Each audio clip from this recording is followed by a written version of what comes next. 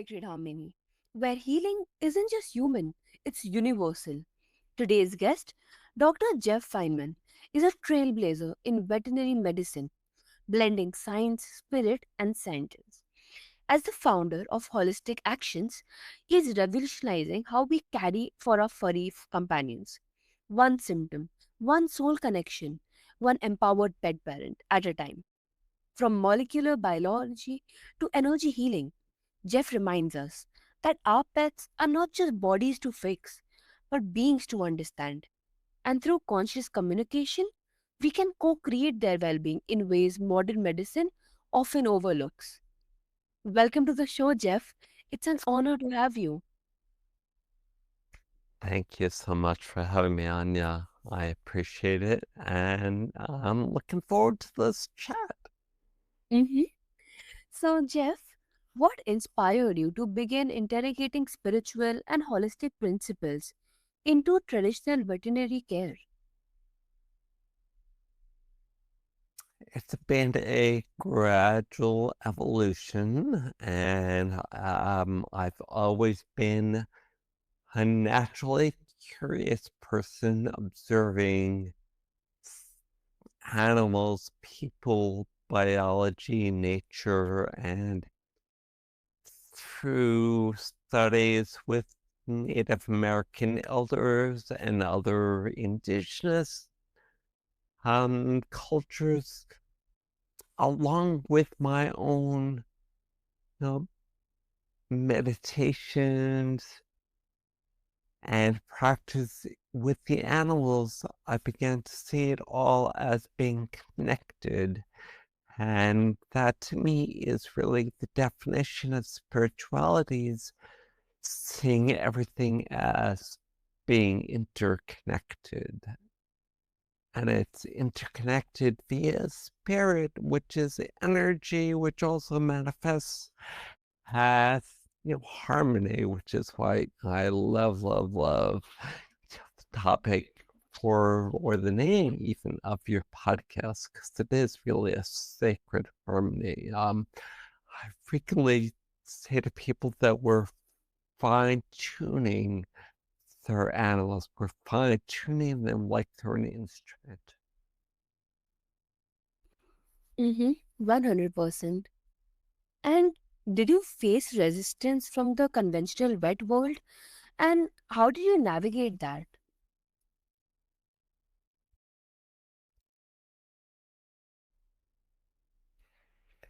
The conventional vet board, which is your question, is really in existence in the US to protect the pet parents. So they really don't usually get involved unless there's an issue that a pet parent brings up. And because um, my methods and the methods that we teach are aligned with the universal feelings of all pet parents and the universal laws all around us, there really have not been any issues. So, perhaps if I discussed this approach with another veterinarian that was strictly by the books, then there would be, a little misunderstanding, but certainly not more. hmm And it's always powerful when science bows to mystery and finds new truth in that surrender.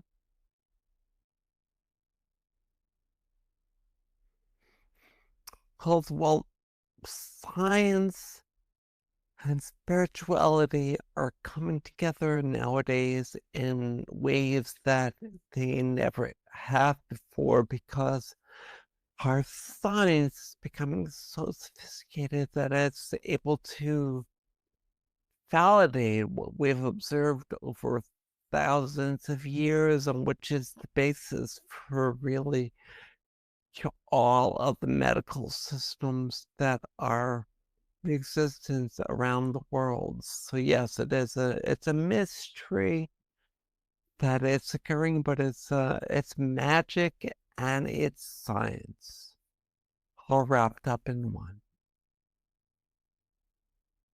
Absolutely. And you talk about positive veterinary spirituality. What does that look like in a practical, day to day sense for pet parents?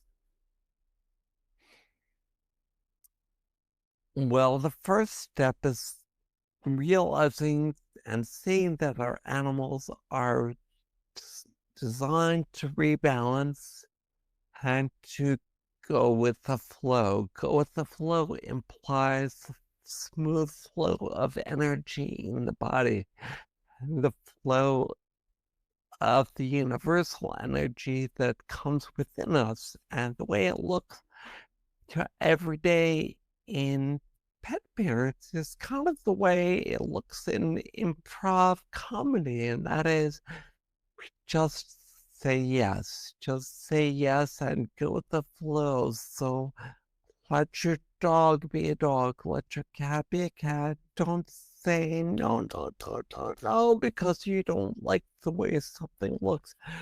Just try to understand the motivation behind why they're being themselves.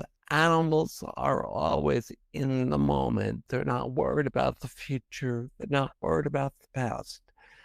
And we can, they can help us come into the moment and be with them to go with the flow. And that's really the essence of what we can do every day is to let our animals be their natural selves. Definitely. And how can someone start listening to the animal symptoms through a more soulful lens? I think maybe the first step is recognizing that soul within us. We can recognize it within us by recognizing it in the world all around us. When we recognize it, we can listen. And when we listen, we can hear the murmurings of that soul, of that energy, of the spirit all around us. And that really the key, Anya, is listening and getting out of the way. And when we do, our souls are able to sing the way they are designed to sing naturally, be themselves. And it sounds like intuition isn't just for humans, it might be the first language of our pets.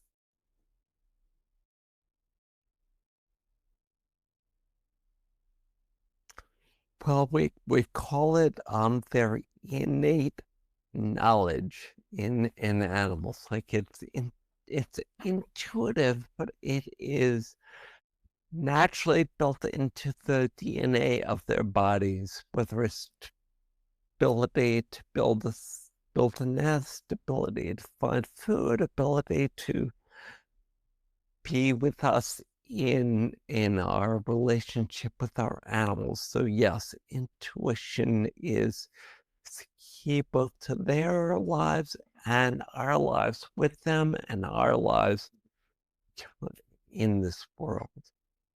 Listening to the murmurings of our bodies, which is intuition. Mm-hmm. Right. And in shifting the medicinal mindset, what's the one core belief you think needs to change the most in current vet system? Hmm. Hmm. Well, I'm gonna go back to go with the flow and just say yes.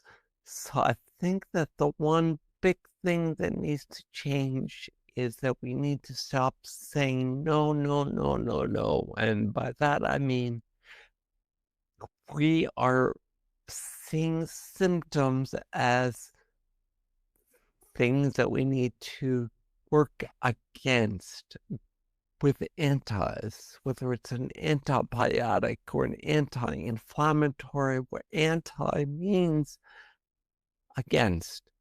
So it's not that we're at a war with symptoms or, we're not fighting disease. We're not trying to eliminate things. We're trying to work with them. We're trying to work with them peacefully. And that is why one of the pillars of method that we talk about in holistic actions and in my book is called the conscious and compassionate communication method. That is listening to the murmurings of the body, which are expressed through symptoms that are not designed to be suppressed. They do not exist. Plus, just get rid of them. They exist to be clues to what's going on in the soul, what's going on with their alignment with the universe, with their alignment with nature, with their alignment with their natural. Mm-hmm. Makes sense. And what does embracing what's possible look like in real cases you have seen? Well, I'll give the example of my own rescue pup that we got in November that was born in a shelter and had lots of anti-eyes and was one big hot mess. When she came to me in November, she was scared of everything. She was scared of walking through a door. She couldn't go downstairs. She couldn't ride in the car. She couldn't walk. She couldn't be a dog. And what it looked like is we just taught her that she could trust her environment, trust us. And we did that by allowing her to just direct whatever it was that we did, not making her do this or making her do that, not trying to fight her symptoms by giving her antidepressants or anti-anxiety drugs, but rather by helping her express her true happiness and beauty. And that is why today, a few months later, I've got the most magical, happiest pup that I've ever lived with in my life. We can all do that when we work with spirit and work with the alignment of nature by knowing that what is possible is what is built into the DNA of all of nature, of all of animals, of all people, and that is the ability to rebalance. And that shift from control to curiosity could be the next great frontier in healing for all species. Yeah, I strongly agree that that shift is very important, and it could very well help us evolve into the next phase of human consciousness. Mm-hmm. And with holistic actions, you have built a platform of education and empowerment. What do you think is the most misunderstood part of holistic pet care? The most misunderstood part is definitely the fact that we focus on physical, physiologic, what is going on in the body? What does it look like? What does the blood test show? What does the x-ray show? Because all of that physiologic information is really, really important. But the fundamental misunderstanding in my mind is that physical information is all secondary. That the biggest misunderstanding is that fundamental thing that is of most importance is energy. Life is all about energy. Energy is what enlivens our body and enables every cell in the body to do its job. And how it does its job is all secondary to the presence or absence of that energy. And I'll give you a real quick example. Without energy, no living being is alive. That's it. Energy is life. Lack of energy is death. And death just means that we leave our physical bodies because our energy is now in the world and not trapped in our bodies. So the biggest error in my mind is seeing the physical and thinking that that's the most important thing, when the most important thing is the energetic, the spirit, the soul.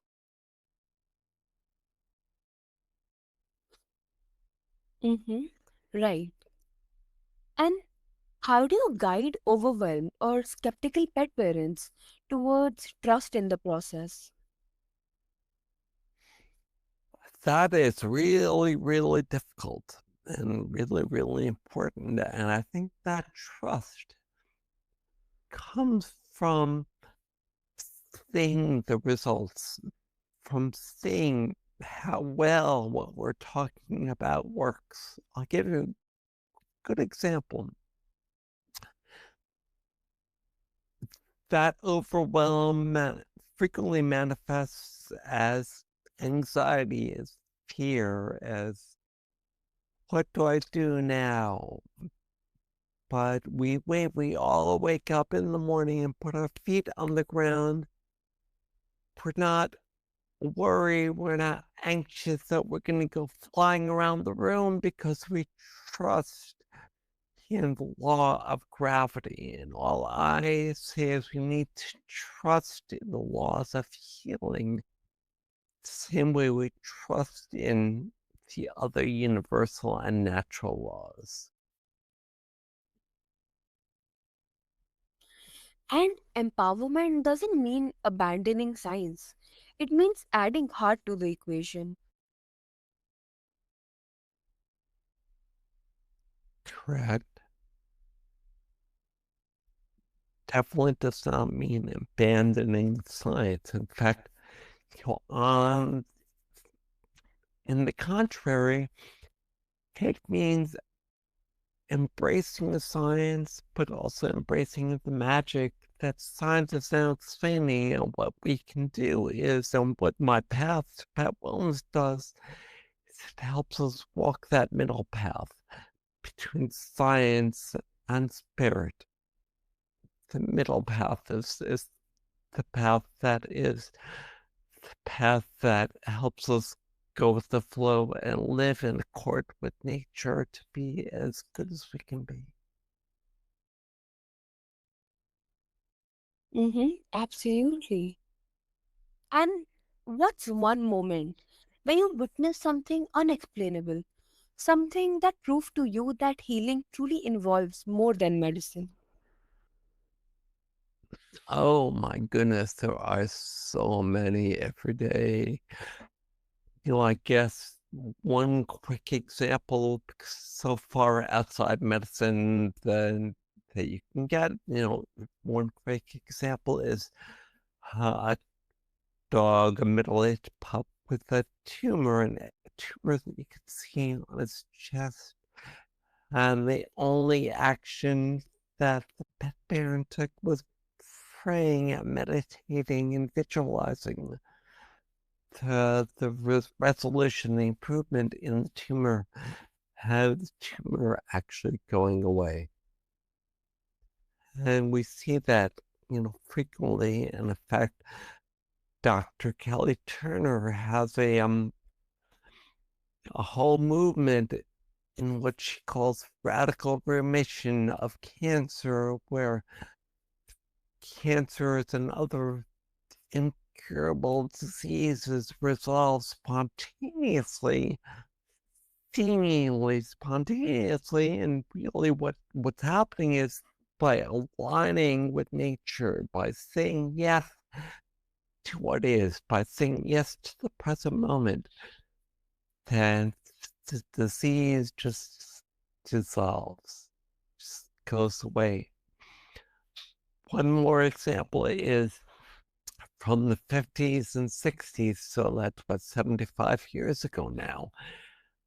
There was a man named Norman Cousins who had a crippling, painful, incurable at that time disease, which totally resolved only by Norman laughing. And in fact, we can say he laughed away his disease. And we have good evidence of that now. And that laughter as medicine is now part of mainstream. And in fact, there is the Norman Cousins Psychoneuroimmunology Center at UCLA in California, which is teaching the science of how this works, how this all works. That's amazing. And what did that teach you about your own role? Not just as a vet, but as a guide. Well, that's, I think, a whole other session in and of itself, because this whole journey started in 1975 with my own scary neurologic symptoms that were undiagnosed for 35 years. So, for 35 years, my body created scary symptoms, from brain symptoms to a brain disease, to physical symptoms and infections and Lyme disease and celiac disease and to all kinds of things that by learning how to deal with those symptoms, I basically realized that this path to pet wellness was the same path that I walked with my own symptoms in the past, 45 years or 50 years. 50 years. Wow. Almost 50 years. Hmm. That's great. And sometimes it's in those mysterious healing that we meet the sacred in the everyday. Yeah, and sacred and the everyday are indeed one. We just need to listen and recognize that, how we can see it every day in our animals and in nature and in our own bodies. I mean, it's a miracle that we are alive and creating all of these processes that allow us to breathe, that allow our hearts to beat, that allow our blood to flow, all these things that we don't understand, because sacred in us is also among us. Mm-hmm. 100%. So, Dr. Jeff Feinman, thank you for showing us that healing our animals starts with listening to their spirits, not just their symptoms. And to every pet parent tuning in, your animal may be your greatest teacher. Trust that bond, listen deeper, and explore the sacred part of shared wellness. Until next time on Sacred Harmony, remember, healing flows through presence, compassion, and the wild love that connects us all.